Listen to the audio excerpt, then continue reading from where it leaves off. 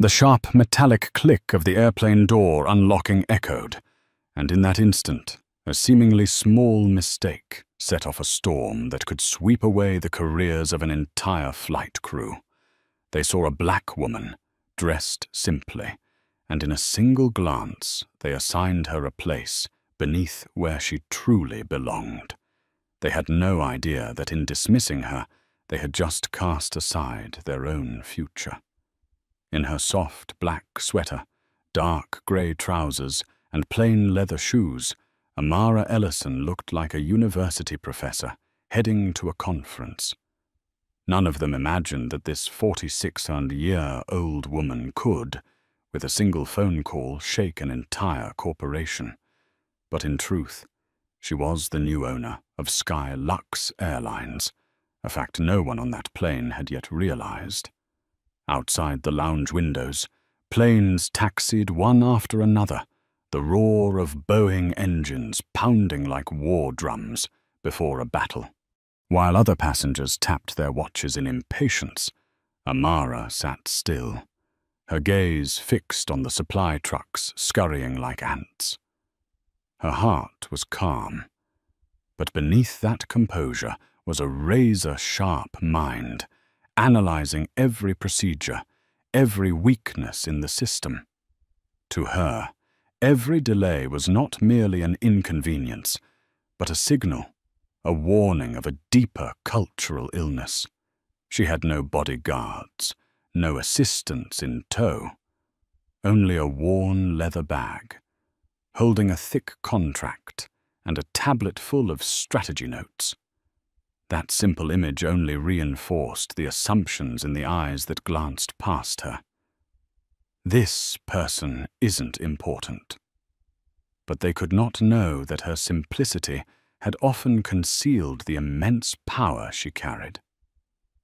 When the loudspeaker announced, "Sky Lux Flight 718 to New York, first-class passengers may now board," Amara rose to her feet. Her steps were unhurried, steady. At the gate, Ethan Morales, the young agent, smiled warmly as he scanned her ticket. "Welcome aboard, Seat 1A. We hope you have a comfortable flight." Amara smiled back. It would be the only moment that day when she was treated as a true first-class passenger. But the atmosphere shifted the moment she stepped into the cabin. Two flight attendants chatting quietly stopped mid-sentence. One, young and nervous, her name tag reading Lila Jensen, looked uneasy. The other, Karen Doyle, with her sharp blonde bob, gave Amara a sweeping look from head to toe. It was not a look of welcome, but of judgment. "Your ticket?" Karen asked, her voice cold as steel, stopping Amara at the entryway. Amara held up her phone, the screen glowing with the clear assignment. "Seat 1A. "The gate has already confirmed it," she said, her voice calm. Karen narrowed her eyes, her lips pressing into a tight, forced smile. "There must be a system error. First class is full today. Economy is down that aisle to the right." In that instant, Amara's heartbeat dipped. The familiar sting returned. The feeling of being excluded, of being pushed aside from a place already rightfully hers. It was the same as years ago, when she was the only black student in an Ivy League lecture hall, bearing the weight of skeptical eyes with every step she took. But she was no longer that young woman, powerless and alone. She was now the owner of the very skies they were meant to serve. Amara did not frown, did not raise her voice. She only gave a faint smile. "My ticket says 1A. I will sit in the seat I paid for." The words floated lightly, but within the narrow cabin they landed like an earthquake. Karen had no idea that the woman before her was not just a difficult passenger. She was someone who could rewrite the fate of everyone standing there. The first-class cabin of Skylux, designed to be a sanctuary of luxury in the sky, transformed the moment Amara was stopped at the entrance. It became a stage of tension, where every eye followed her smallest gesture. Karen Doyle, the senior flight attendant with a face carved in ice, remained firmly blocking the aisle. In her grey-blue eyes, Amara was no longer a passenger, but a problem to be removed. "Economy is to the right," Karen repeated, her voice sharper, as if Amara's very presence here was an insult to the entire first-class cabin. Amara did not move. She stood tall, her gaze calm, her head tilted slightly as if listening. No furrowed brow, no hurried breath. But inside, an old scar stung. The scar of rejection, of suspicion, of being placed outside the boundary of worthiness. Beside Karen, Lila Jensen, a young attendant barely in her 20s, flinched and stepped back. Her hands trembled, as if instinct itself knew something was wrong. But her lips remained sealed. Fear of losing her job bound her tighter than any rope. Amara spoke gently, her tone steady. "Seat 1A, confirmed at the gate. If you don't believe me, you can scan it again." She held out her phone. The QR code glowed bright on the screen. Karen snatched it, scanning brusquely. The machine beeped, a green light flashing. The system confirmed. Seat 1A, Amara Ellison. For a second, Karen's face froze, but instead of apologizing, she flicked her hand dismissively, her voice clipped. "This system malfunctions all the time. Seat 1A is already occupied. You are holding up boarding. Please move to another cabin immediately." The air thickened. Passengers behind began to murmur. An older man cleared his throat in annoyance. A young woman peeked over her sunglasses with a sigh of impatience. They didn't care who was right or wrong. They only saw an obstacle. At that moment, Gregory Shaw, the 55-year-old purser, appeared. He carried himself with calm authority, but his eyes had already accepted Karen's version of the story. He didn't ask Amara anything, didn't check her ticket. He simply nodded. "Ma'am, please return to the gate for clarification. We cannot delay the flight for one passenger." The word sounded polite, but cut like a double-edged blade. In Gregory's eyes, Amara was not a valued customer, but a burden to be removed as quickly as possible. Amara looked at each face, Karen's cold contempt, Gregory's weary complicity, Lila's bowed head of fear. And in that instant, she understood. This was not about a seat. It was about a cultural rot eating away at the company she had just bought. She drew in a slow breath. Her words came quiet, but strong as steel. "No. We will resolve this here. Right now." A heartbeat of silence. The entire cabin froze. Passengers frowned. A few raised their phones to record discreetly. None of them knew they were capturing the opening moments of the greatest shock in Skylux history. Karen lifted her chin, her eyes flashing with defiance. She was used to wielding authority, to making passengers bow their heads in shame. But before her stood a woman who did not flinch, whose gaze was steady and deep, as though nothing in the world could shake her. And in Amara's mind, one thought rang clear. This was no longer a trip to New York. This was a test. And they had already failed at the cabin door. The air in the first-class cabin thickened like a dense fog. Every gaze locked on Amara, waiting to see if this woman would retreat or continue being a so-called disturbance. But Amara did not waver. She moved past Karen Doyle, her shoulders straight, each step calm yet resolute, as if the very floor of the aircraft belonged to her. Karen hurried after her, her sharp voice slicing through the cabin. "You cannot just walk in here. That seat belongs to a platinum passenger. You are not allowed to sit there." But Amara did not answer. She walked deeper into the cabin, her dark eyes sweeping over the rows of seats. Then she stopped.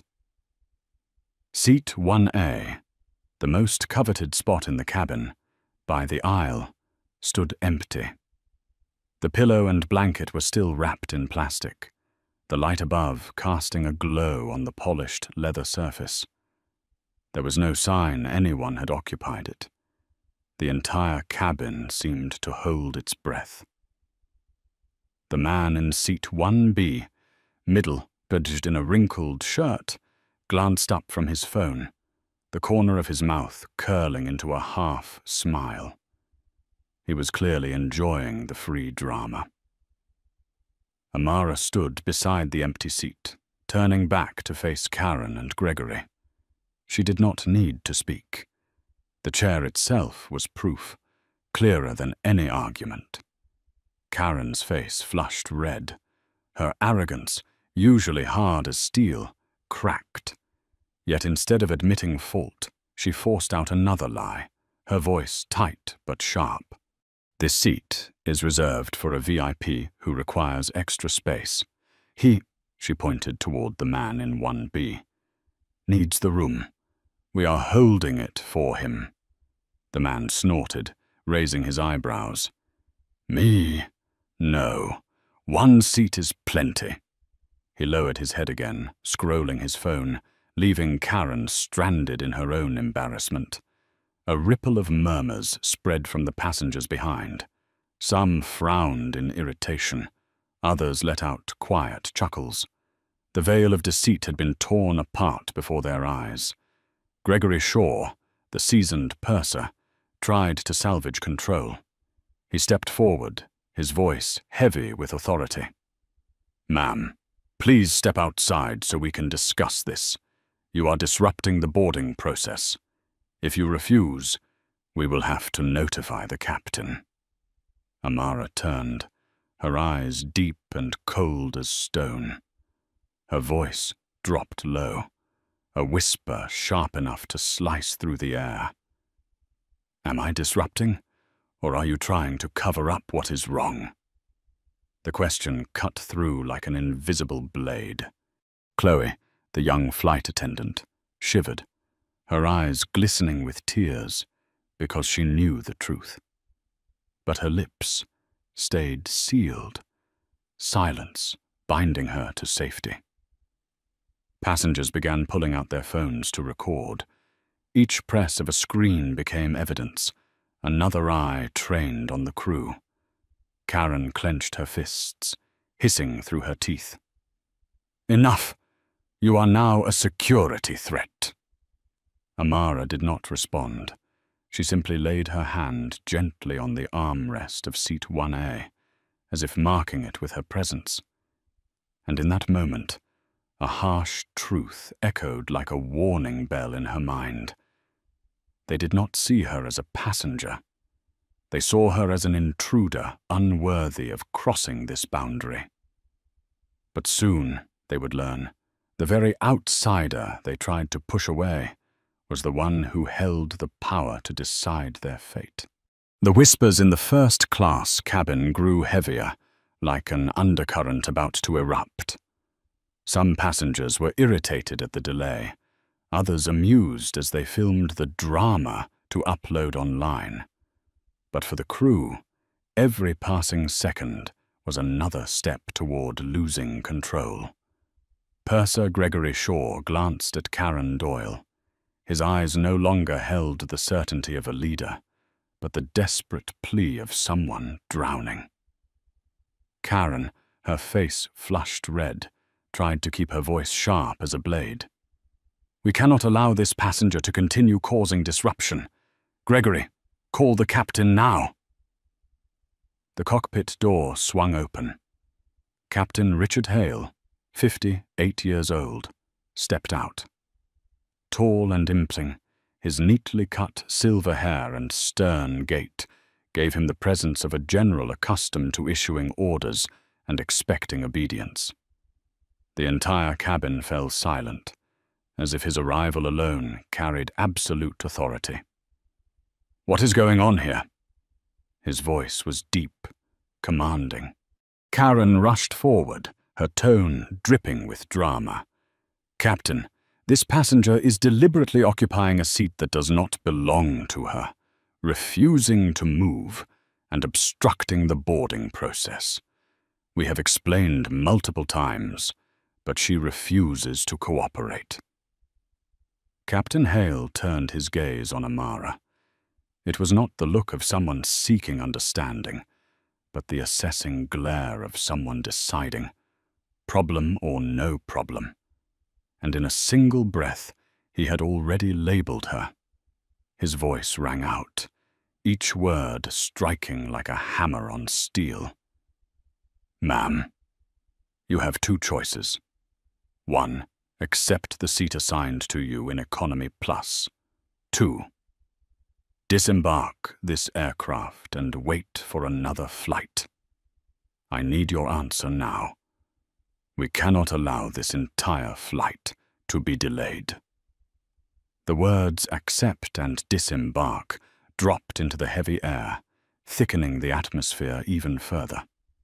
A passenger exhaled loudly behind. Some nodded in agreement. Others looked at Amara with a mix of curiosity and pity. Gregory sighed in relief, as though the weight had been lifted from his shoulders onto the captain's. Karen smirked, her lips curling with satisfaction, convinced that the woman who did not belong here would finally be forced to yield. Amara remained still, her hand resting on the armrest of seat 1A. In that moment, she did not only hear the captain's voice. She heard echoes from the past, moments when she had been denied opportunities, when she had been forced to prove she was worthy. But today was different. She was no longer someone seeking a place. She was the owner of the very plane they were standing in. Her eyes slowly lifted to meet Captain Hale's. Calm yet burning, like embers glowing under ash. Her voice was quiet, but each word cut through the silence like a blade. "I understand the choices you have given me, and I understand well the authority you think you hold." Karen frowned. Gregory shifted uneasily, and Captain Hale tilted his head slightly, unaware he had just lit the fuse of a storm no one could contain. Amara calmly reached into her leather bag and pulled out a phone. Not the sleek smartphone everyone expected, but a different device, thicker, more rugged, with a slim antenna glinting under the cabin lights. A satellite phone. The silence thickened. Passengers held their breath. The crew exchanged glances, not yet comprehending. And then Amara pressed a single button. The connection clicked instantly, a faint static buzzing. Her voice rang out, sharp and precise. "Jonathan, activate code Indigo, immediately." The dry static from the satellite phone cut through the cabin like a cold blade slicing the heavy air. No one had time to grasp what code Indigo meant before the voice of Jonathan Pierce, 50 years old, Chief of Staff, came sharp and commanding over the line. "Order received. Activating immediately, Dr. Ellison." Karen blinked rapidly, sweat breaking across her forehead. Gregory Shaw stood frozen, his lips parting, but no words escaping. Captain Hale, who had always believed absolute authority in the sky belonged to him, frowned ever so slightly, yet deep in his eyes flickered a rare unease. Seconds later, the voice of air traffic control thundered through the cabin speakers, clear and cold. Skylux Flight 7118, confirm. Ground stop in effect. Jet bridge remains locked. Pushback not authorized. This is an emergency directive from headquarters. The cabin erupted in chaos. Some passengers gaped in shock. Others scrambled to film the scene on their phones. Cameras captured it all.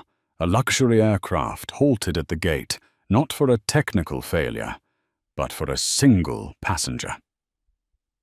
Captain Hale lunged for the interphone, his voice tight, tinged with panic. "Headquarters?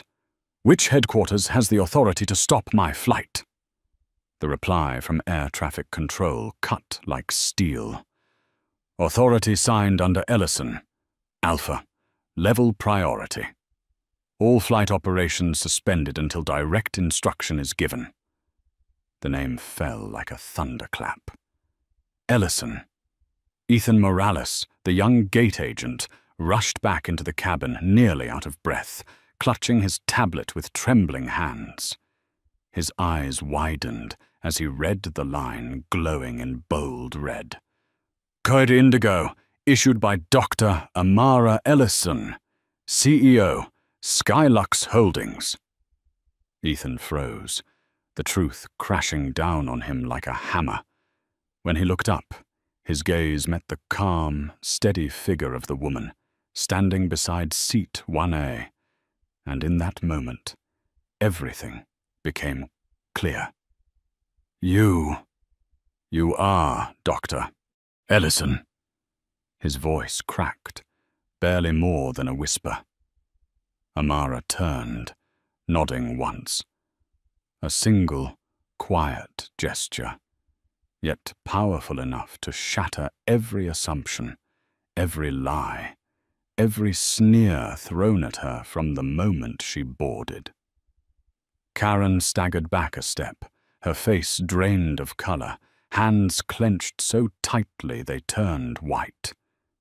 Gregory bowed his head, stammering incoherently. Captain Hale stood rigid, as though shackled to his very command seat. And the passengers?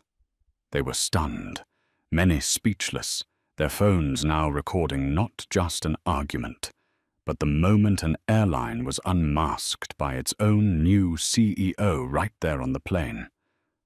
Amara lowered the phone, her voice steady, calm, but sending a chill through every spine in the cabin.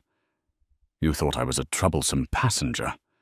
The truth is, I am the one who just bought this aircraft, and your future along with it." A silence fell so sharp it burned. The first-class cabin was no longer a sanctuary of soft leather seats and expensive wine. It had become a courtroom, and every word Amara spoke was a verdict. Karen swallowed hard, beginning to stammer. I didn't know," Amara cut her off, her tone slicing like a blade. "Not knowing has never been an excuse. You have just exposed the cultural disease eating away at this company. And I have a duty to cut it out." Behind them, phone cameras shook as they captured the moment power flipped in an instant. The crew who once believed they held control now stood as defendants before the judgment of the woman they had tried to dismiss. The first-class cabin was quiet, the only sound the distant hum of the engines. Dozens of phones were still pointed forward, recording every blink, every breath. But to Amara Ellison, this was no longer the luxury cabin of a flight. It had become an emergency courtroom. She stood tall, her voice steady, low, and sharp. "Let us review exactly what just happened." Her eyes locked onto Karen Doyle, the bob-haired flight attendant whose face had turned pale, her lips trembling. "Miss Doyle," Amara said, calling her by name. Karen flinched. "Your job is to represent the Skylux brand, to welcome passengers with respect. Instead, you chose prejudice over professionalism. You told me this seat was already taken. I stood in front of an empty seat. You invented a non-existent VIP, and when the truth was clear, you doubled down with lies. That is no longer a personal mistake. That is defaming the very brand you wear on your uniform, at the door of first class." Karen stammered. I just thought—" "Enough!" Amara cut her off, her voice like ice. "Thinking is your right. But when you wear this uniform, personal thoughts no longer matter. Only responsibility matters. And you betrayed it."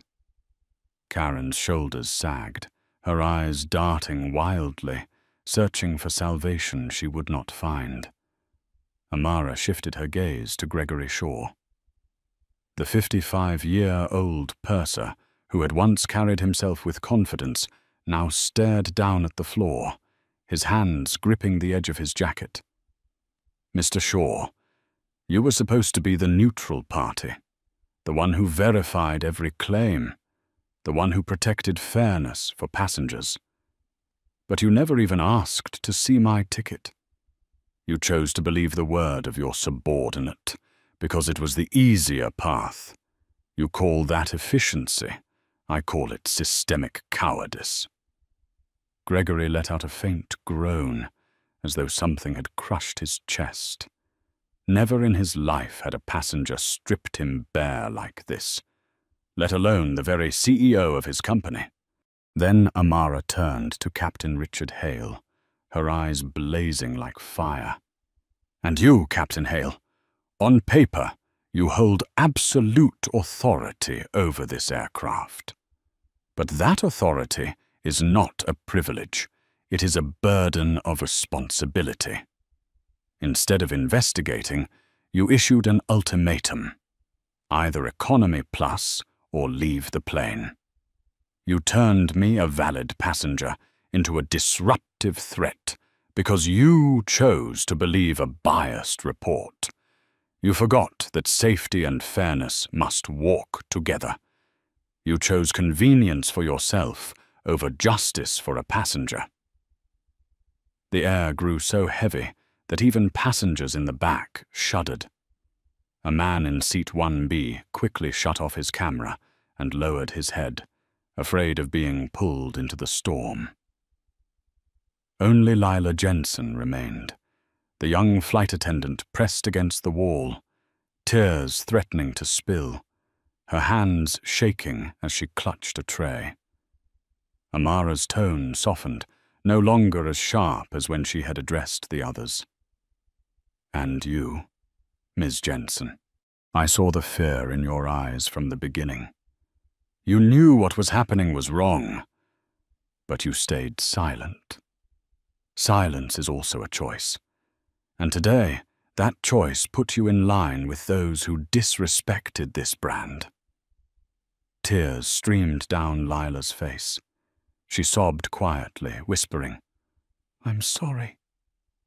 Amara drew in a deep breath, her voice rising, clear and resonant, like the gavel of a judge. "This is no longer about individuals. This is about a diseased culture that has rooted itself inside Skylux, and I will not allow it to survive another day." The cabin erupted in hushed murmurs. Passengers turned to one another, realizing they were witnessing not just a confrontation, but a purge unfolding in mid-air. The first-class cabin was frozen in silence, like a grand theater just before the curtain fell. Every eye was locked on the woman standing firm beside seat 1A. No one saw a modest passenger in a black sweater anymore. They saw a supreme judge and an entire flight crew trembling before the bench. Amara drew a deep breath. Her voice rose, slow and deliberate, each word landing like a verdict. Karen Doyle, Gregory Shaw, Captain Richard Hale, and you, Lila Jensen. Effective immediately. Your contracts with Skylux Airlines are terminated. Your employee badges are revoked. You no longer have the right to serve on any flight under this company. A heartbeat of silence passed. Then gasps erupted like muffled explosions. Karen staggered, her mouth falling open, her face drained, white as paper. "What? No, you can't. I've been here 15 years.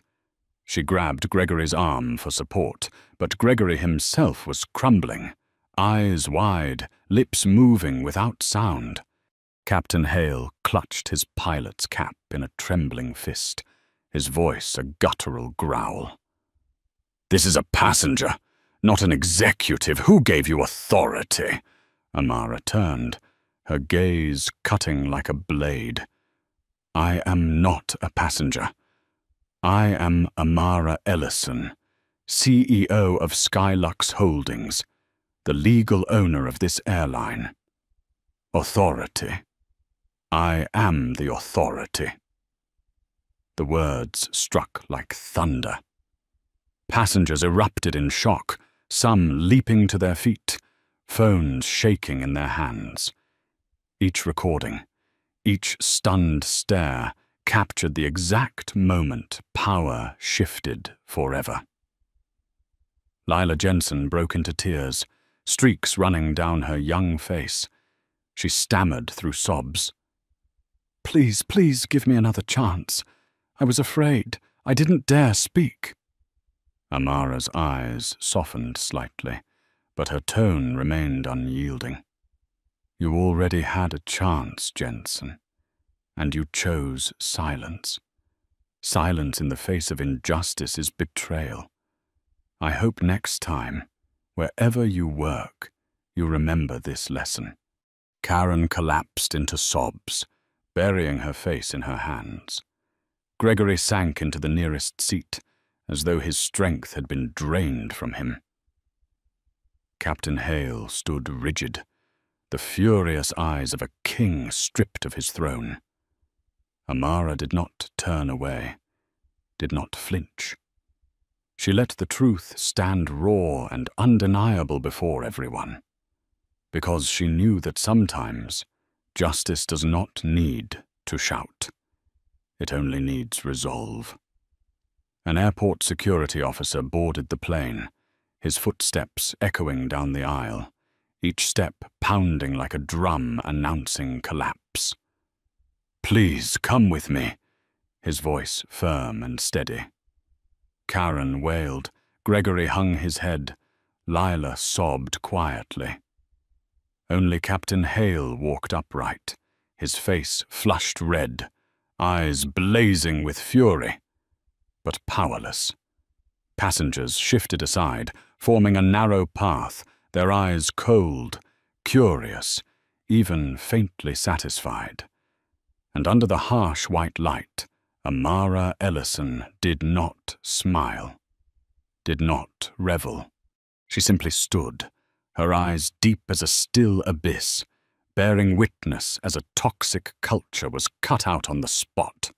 The cabin door swung open again, but this time it was not airport security. 3 men in disheveled suits, ties askew and breathing hard from running, rushed onto the plane. Leading them was Daniel Wu, the 54-year-old chief operating officer of Skylux, known for his calm demeanor. His face was now flushed red, sweat beading at his temples, his eyes wide with panic. Daniel nearly collapsed to his knees in front of Amara, his voice ragged and breathless. "Dr. Ellison, my God, I am so deeply sorry. This is a terrible incident. We will handle it immediately." The passengers collectively held their breath, the sight of the COO bowing before the woman who had just been thrown out of first class, sent a silent shockwave through the cabin. Every phone camera remained trained on the moment, recording every trembling detail. Amara did not move. She let Daniel spill his apologies, allowed the truth to strip away its own disguise. Then her voice cut through the air, each word sharp, cold, and deliberate. An apology cannot erase the disease that is eating away at this company. Daniel, you and the executive board will have to do far more than that. And we will begin right now, here, in front of every passenger on this plane. Daniel's face drained of color. He swallowed hard. Why, yes, understood. Amara turned, her voice steady and resonant, drilling straight into the foundation of the company. I want a full cultural audit. Every single customer complaint from the last 24 months, especially those involving bias or discrimination, will be reviewed. Each case will be disclosed. None will be hidden.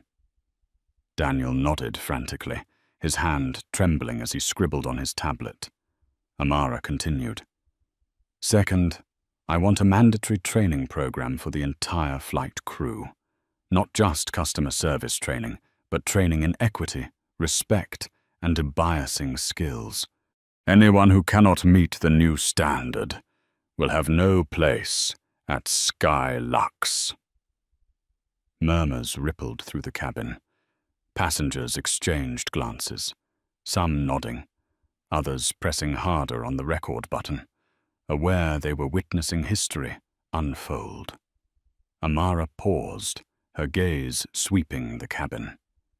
When her eyes met the passengers, still holding their phones aloft, she raised her voice, making each word even clearer. Skylux will no longer be an airline where the power of a uniform outweighs the rights of a passenger. From today forward, anyone wearing this uniform must serve with respect, not with prejudice. Daniel bowed low. The two executives who had come with him trembled, hardly daring to breathe. The first-class cabin seemed to vibrate, not with the hum of the engines, but with the weight of restructuring orders delivered right here on the aircraft floor, before the eyes of those who had witnessed the truth from the very beginning. Amara stepped back half a pace, her voice dropping lower, but carrying more weight than any shouted command. And finally, Daniel, make sure today's message does not stay within these 200 passengers. I want it to echo across the entire world. Daniel Wu had not yet recovered when Amara stepped directly into the aisle, turning to face the passengers packed into first class, and even those seated in business just behind. Phones were raised high, lenses fixed on her, the cabin lights reflecting across her calm face, as if she had been preparing her whole life for this very moment. Amara drew in a slow breath and spoke, her voice carrying without a microphone, clear enough for everyone to hear. Ladies and gentlemen, my name is Amara Ellison. 3 days ago, I acquired Skylux Airlines, and what you have just witnessed is a cultural collapse, right here at the doorway of this cabin. There are no excuses, no justifications strong enough to cover it. You were forced to wait, pulled into a humiliating scene that never should have happened. The cabin hushed, broken only by the quickened breaths of the passengers. A middle-aged woman clutched her husband's hand tightly. A young man gave a faint nod, his eyes lit with admiration at Amara's courage. She continued, her tone low but sharp as a blade. Skylux owes you an apology, and I, as CEO, accept full responsibility on behalf of the company. But words alone are never enough. Only action, can serve as a true apology. The cabin held its breath. Amara turned and gestured to Daniel. His hands trembled as he picked up the cabin microphone, his hoarse voice echoing through the speakers. "Ladies and gentlemen, under the direct instruction of Dr. Ellison, CEO of Skylux, we are announcing the following. Every passenger on Flight 712 will receive a full refund for their purchased ticket, regardless of class. In addition, each passenger will be granted a complimentary round-trip flight of the same class, valid for 12 months. A wave of astonishment swept through the cabin, like a sudden gust of wind. Some passengers widened their eyes, a few nearly sprang from their seats. A silver-bearded gentleman could not help but break into applause.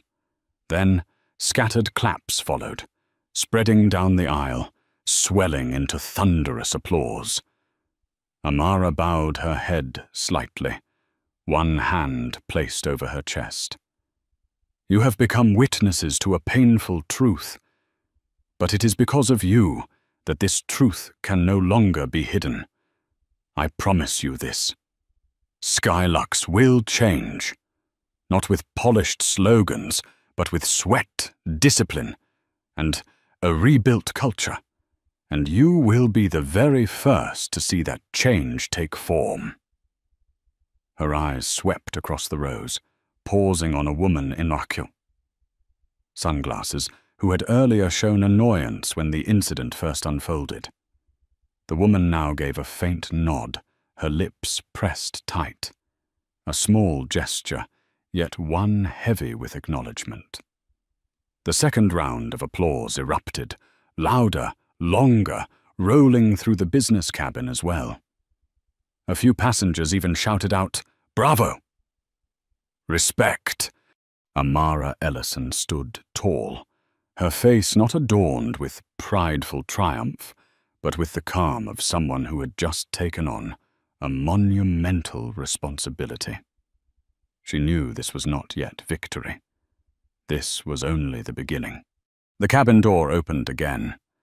This time it was not security, nor frantic executives, but an entirely new flight crew. Unfamiliar faces carrying themselves with composure, eyes clear and steady.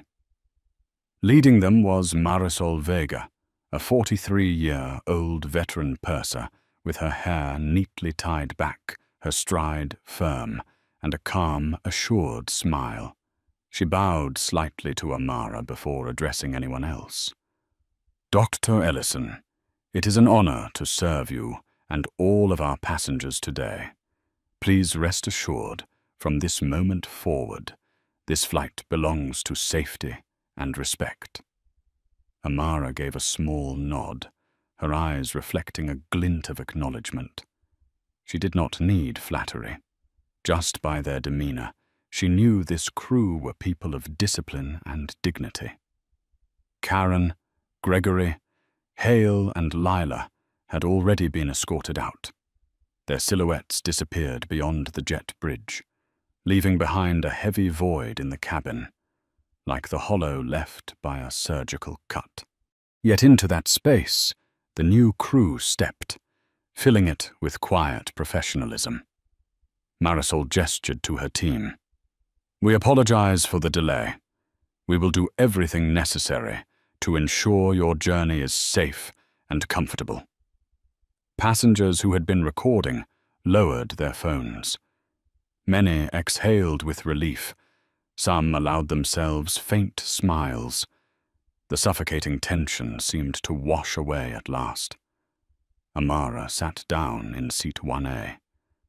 For the first time that turbulent morning, she leaned back into the soft leather and drew a long breath.